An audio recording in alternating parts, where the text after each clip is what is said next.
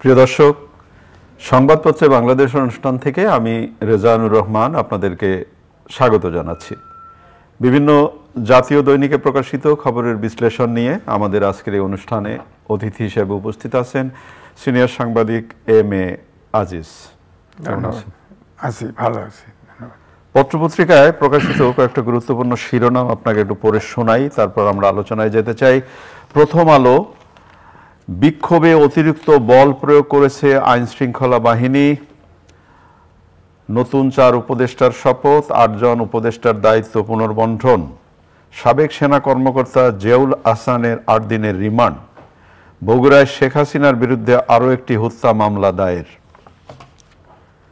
দৈনিক যুগান্তর, জাতিসংঘের প্রাথমিক প্রতিবেদন, ছাত্র আন্দোলনে 32 শিশুসহ নিহত 650, সাংবাদিকদের সমন্বয়ক সার্জিস আলম, রাজনৈতিক উদ্দেশ্যে কাউকে ছোট করা যাবে না। দৈনিক সমকাল, ছাত্র আন্দোলনে দেশে নিহত অন্তত 650, মোদির সঙ্গে ফোনালাপে ইউনূস, হিন্দুদের নিরাপত্তা নিশ্চিত করার আশ্বাস, গোপন বন্দিশালায় 88 দিন চোখ বেঁধে নির্যাতন।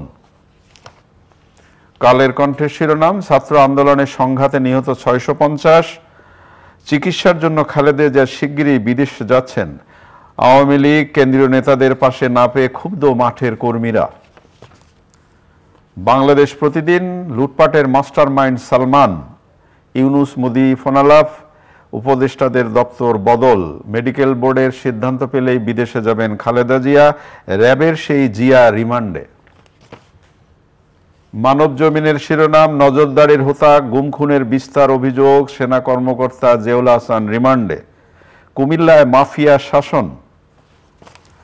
খবরের কাগজের শিরোনাম, র্যাবের সেই জিয়া রিমান্ডে, প্রতিবিপ্লব ঠেকাতে ইউনূসের হাতে সব ক্ষমতা দিতে হবে, ফরহাদ মাজারের একটা সাক্ষাৎকার। কালবেলার শিরোনাম, বিদ্যুৎ খাতে ইচ্ছে মতো লুট, সরানো হলো সাখাওয়াতকে স্বরাষ্ট্রে জাহাঙ্গীর আলম। দৈনিক ইত্তেফাক, নির্বাচন ব্যবস্থার সংকটের কারিগর খায়রুল হক, ফোনালাপ, বাংলাদেশের হিন্দুদের সুরক্ষার আশ্বাস প্রধান উপদেষ্টার, অন্তর্বর্তী সরকারে আরও 4 উপদেষ্টা।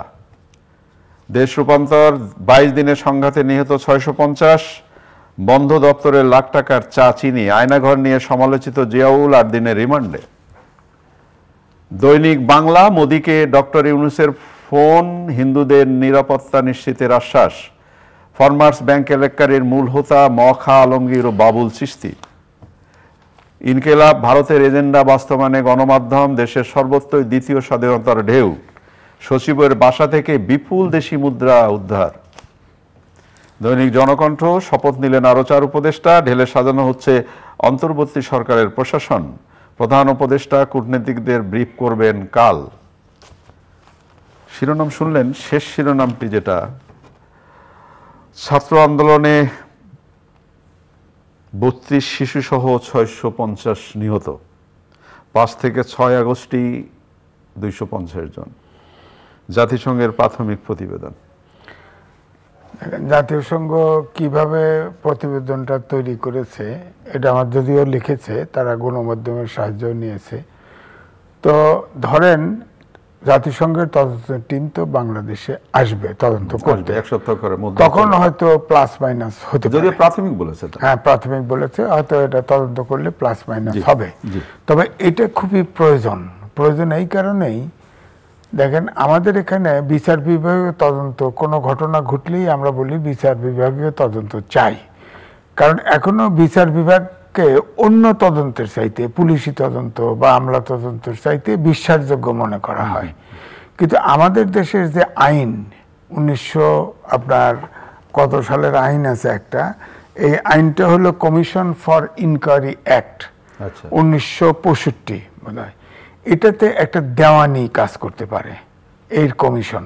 যেমন আমাদের এই হত্যাকাণ্ডে বিচার বিভাগের তদন্ত কমিশন করছে না, 3টা বিচারপতি নিয়ে, এরা ধরেন কিছু সাক্ষী গ্রহণ করতে পারবে, কিছু কাগজপত্র সংগ্রহ করতে পারবে, ইত্যাদি ইত্যাদি।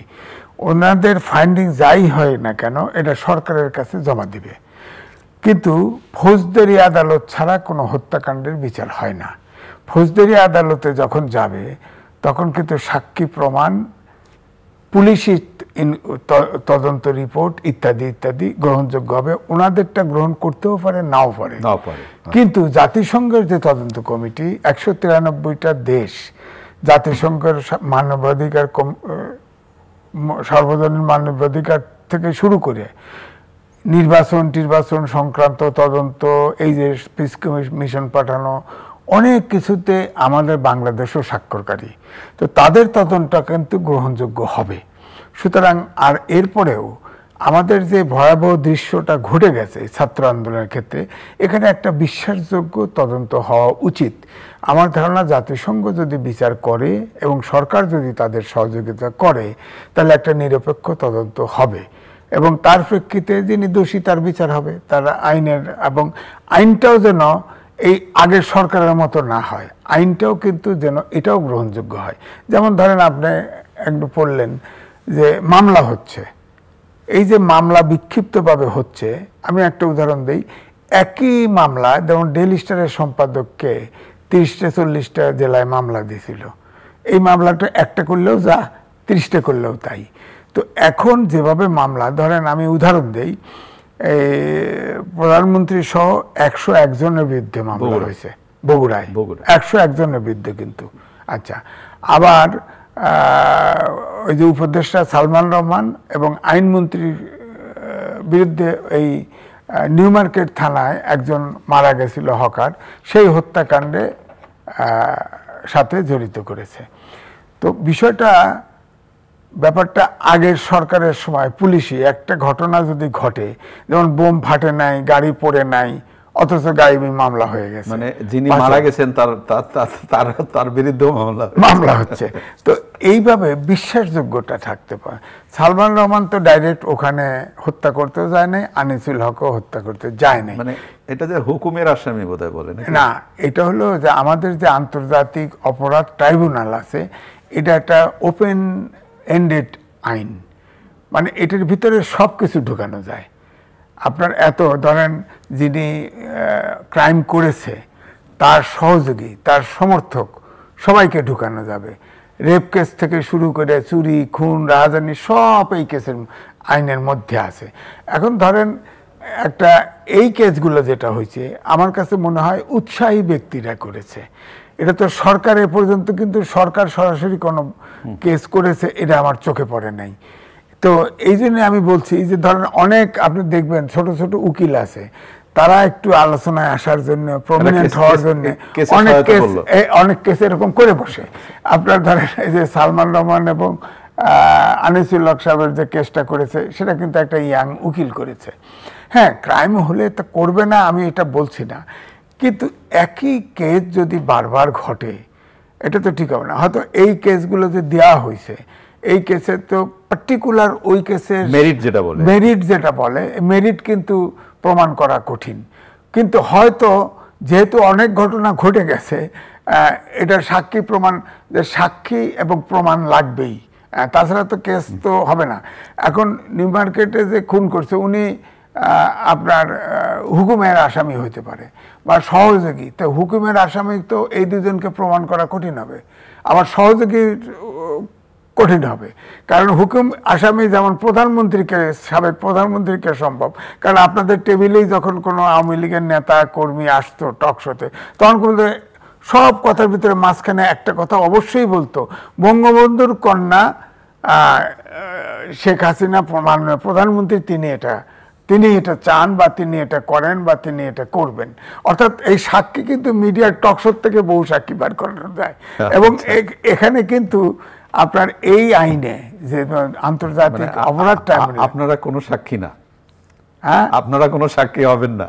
না, সাক্ষী চাইলে দেব, সাক্ষী যেহেতু বললেন যে আওয়ামী লীগে যারা আসে তারা সাক্ষী হতে পারে না, তারা, আমি বলছি যে আমি তো ওই ভাষাটা কোনোদিন ইউজ করি না, কিন্তু তারা এইটা হচ্ছে যে যেহেতু ক্ষমতা এককেন্দ্রিক হয়ে গেছে, তার ওই ব্যক্তিকে সন্তুষ্ট করার জন্যই মাঝখানে এই কথাটা বলে যায়।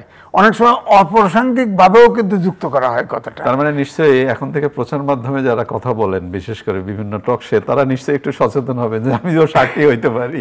আপাতত তো তারা টক শোতে দেখছি না। অনেক ধন্যবাদ। হতে পারে তো, কারণ ওই আন্তর্জাতিক দমন আইনে কিন্তু যে কেউ সাক্ষী হতে পারে, আপনার যে কোনো রেকর্ড সাক্ষী হতে পারে, কিন্তু ফৌজদারি আদালতে অনেক কিছু গ্রহণযোগ্য হয় না। কিন্তু আন্তর্জাতিক অপরাধ ট্রাইব্যুনালে অনেক কিছু সাক্ষী যে কোনো ভাবে হইতে পারে। অন্তর্বর্তী সরকার সপ্তাহখানিক তো হলো না, যে এরকমই, এর মধ্যে দপ্তর পুনর্বণ্টন হয়ে গেল এবং স্বরাষ্ট্র মন্ত্রণালয় থেকে সরিয়ে দেওয়া হলো শাকাওয়াত সাহেবকে। না, তাকে তো মন্ত্রী রেখেছে। জি, হ্যাঁ, তবে মানে দপ্তর বন্টন। হ্যাঁ, তবে আপনাদের বদৌলতে বলবো, টেলিভিশনগুলোর বদৌলতে, এবং তিনি অবশ্য রিসার্চও করতেন, পড়াশোনাও করতেন, ইলেকশন সংক্রান্ত বিষয়ে তিনি কিন্তু বাংলাদেশে ওয়ান অফ দ্য এক্সপার্ট ব্যক্তি হয়ে গেছিলেন। সে খুব মানি লোকই হয়ে গেছিলেন। হ্যাঁ, হয়তো তিনি চিফ ইলেকশন কমিশনার হলে ভালো ইলেকশনই করতো। কিন্তু আমাদের দেশের ব্যাপার হচ্ছে কি, হোসেন মোহাম্মদ এরশাদের সময়ে একটা ট্রেন অ্যাক্সিডেন্ট হয়েছিল।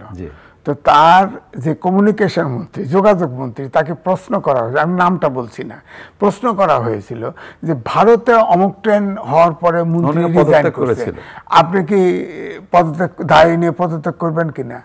আমাদের মন্ত্রীর উত্তর ছিল, আমি কি ট্রেন চালাইছি নাকি? তো এরকমই আমাদের দেশের মন্ত্রী টন্ত্রী হলে এই দায় তো কেউ নেয় না। উনি, আমরা কিন্তু মানুষ জানে যে উনি একটু হিমিলেট হয়েছেন, কারণ তিনি একটা কথা বলেছেন, কথার কারণেই ধরে নেওয়া হচ্ছে ওনার মন্ত্রীটা একটু অগুরুত্বপূর্ণ কম্পারেটিভলি আমাদের চোখে। মন্ত্রী কোনো দপ্তরই গুরুত্বপূর্ণ কম নয়, তবে আমাদের চোখে একটু কম গুরুত্বপূর্ণ জায়গায় দিয়েছে। উনি পারলে রিজাইন করতে পারতেন, করবেন না, বাংলাদেশ তো এইটাই আর কি।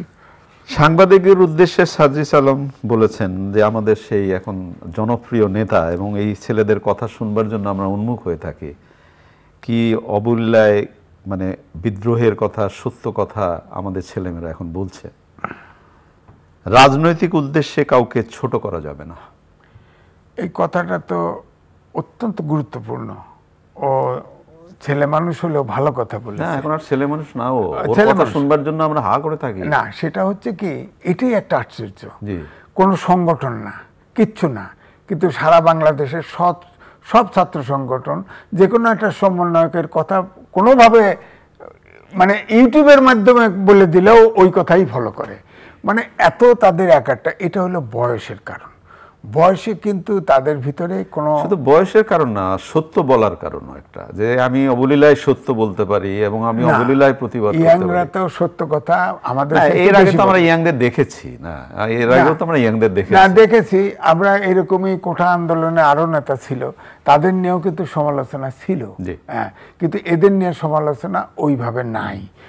এই কারণেই হচ্ছে যে তারা ছোট্ট একটা ঘটনা, কোটা সংস্কার চাওয়ার পরে, এটা গভর্নমেন্টের গাফিলতির কারণে এটা আস্তে আস্তে বড় হয়ে বিশাল, সেটাই বলবে। হ্যাঁ, বিশাল হয়ে গেছে, ইতিহাস এটাই বলবে, জাস্ট ইগনোরেন্স, অহমিকার কারণে, অবজ্ঞা এবং অবহেলা, এই কারণে।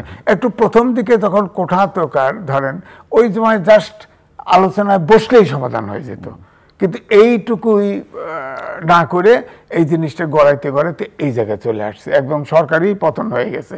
হ্যাঁ, এটা একটা ভয়ঙ্কর, কিন্তু এখন পর্যন্ত তাদের ভিতরে এই ঐক্যটা আছে। এবং কালকের এটা থাকবে। কালকের ঘোষণা দেখলাম যে এই সাজিদ আলম বলল যে ট্রাফিক থেকে তোলা, এটা আজকে কিন্তু নেই, এটা রাস্তায় কিন্তু নাই। এটাও একটা ভালো ডিসিশন, কারণ যখনই পাবলিক টাচে থাকবে এরাও কিন্তু আপনার দুর্নীতিবাজ হয়ে যেতে পারত।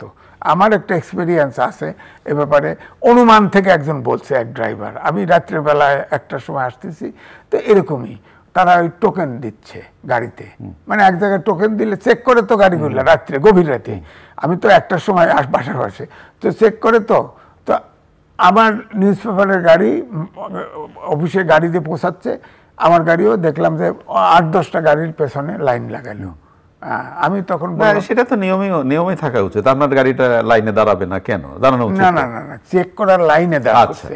দাঁড় করেই আমাকে প্রথম ড্রাইভারকে জিজ্ঞেস করতেছে টোকেন নিছেন নাকি। আচ্ছা আচ্ছা আচ্ছা। তখন আমি এই শব্দটার প্রতি আমার টোকেন শব্দটাই তো আমাদের আতঙ্কের পুলিশ সেই ধরেন চিটাগাং থেকে টোকেন দিছে সে খালাস, আর ওটা দেখালি হয়।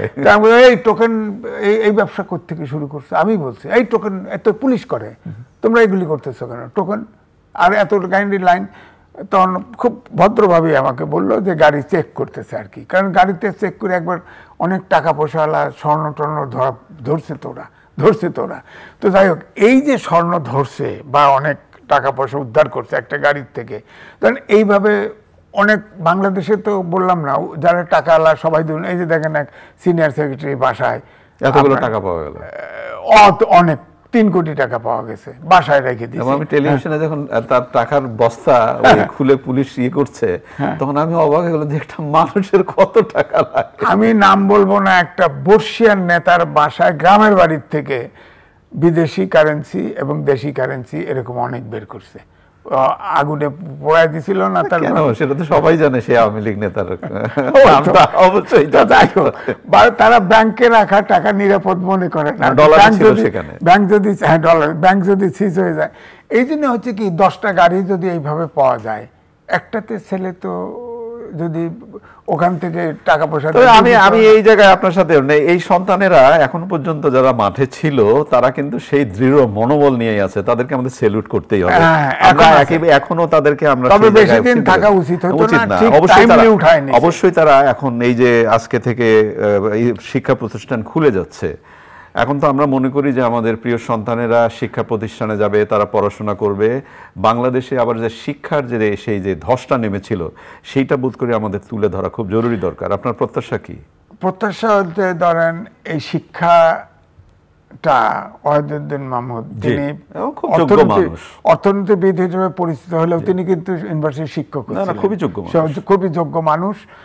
আমার কথা হলো শিক্ষা ক্ষেত্রে দুইটা, একটা হলো ছাত্রদের সহ অবস্থান, প্রশাসন। আমাদের সময় এই প্রশ্নটাই হয়তো আমি আপনাকে তুলতাম যে ধরেন ছাত্রলীগ করতো, সেই নেতাদের কথা আমি হয়তো বলবো না যারা অন্যায় অত্যাচার করেছে তারা, কিন্তু একেবারে সাধারণ ছাত্রছাত্রী যারা একটু সাপোর্ট করতো বা সমর্থন করতো, এবং তারাও যদি আবার আমরা মনে করি না ওরা হলে উঠতে পারবে না, তাদের হলে উঠতে যাবে না, এইটা তো বোধহয় ঠিক। আমি বলছি যে ইউনিভার্সিটির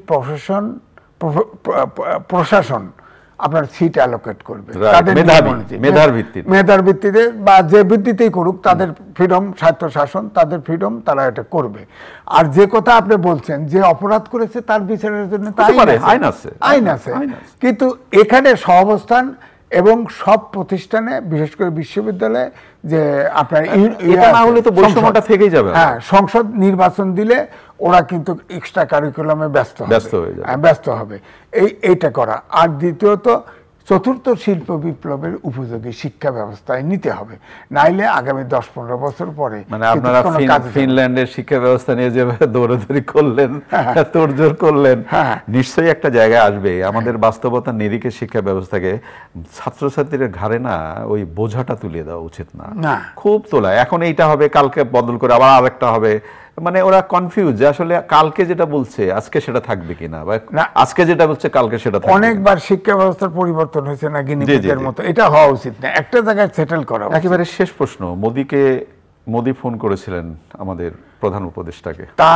তার আগে কিন্তু আমাদের প্রধান উপদেষ্টা ফোন করেছিলেন এবং তাকে ওই সাউথ কি কনফারেন্স, ওটাতে জুমে কথা হবে, কথাতে ওনাকে দাওয়াত করেছেন। আর মোদি সাহেব টেলিফোন করে যেটা মূল অনেক কথাই বলেছেন, অনেক সম্পর্ক থাকবে, কাজ চলবে, সবই। তার ভিতরে একটা বলেছেন যে সংখ্যালঘুদের নিরাপত্তার কথা বলেছেন। উনি উত্তর দিয়েছেন এটাকে অতিরঞ্জিত করা হয়েছে। আমার মনে হয় এ পর্যন্তই থাকা উচিত, কারণ আমাদের দেশের যে মাত্রায় সংখ্যালঘু মেইনলি একে স্বাধীনতার পর থেকেই টুকটাক যা হয়, এই জমি জমা সংক্রান্ত বেশি হয়। আর এবারে যারা ধরেন রাজনীতির সাথে, বিশেষ করে সরকারি দলের সাথে সাবেক সরকারের সাথে, তাদের বাড়ি ঘরে অনেক জায়গায় কিছু আগুন দিয়েছে। এটা কিন্তু সাম্প্রদায়িক ঘটনা নয়, আমি বলবো। দু একটা কাজে এমনও হয়েছে যে বাড়ি পোড়া গেছে, পাশের বাড়িতে আগুন লাগছে, অথচ বলার দাবি করা হয়েছে হিন্দুর বাড়ি পোড়ানো হয়েছে। তা আমার মনে হয় আমাদের দেশে সাম্প্রদায়িক সম্প্রীতি অনেক দূর, অনেক ভালো।